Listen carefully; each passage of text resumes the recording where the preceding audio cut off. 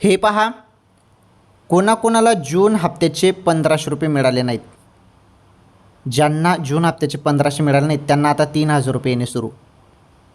3000 रुपये कसे काय? ज्यांना जून हप्त्याचे 1500 रुपये मिळाले नाहीत ना, त्यांना जून हप्त्याचे 1500 आणि जुलैचे 1500, 1500 आणि 1500 3000 रुपये अशा बहिणींना येणार आहेत.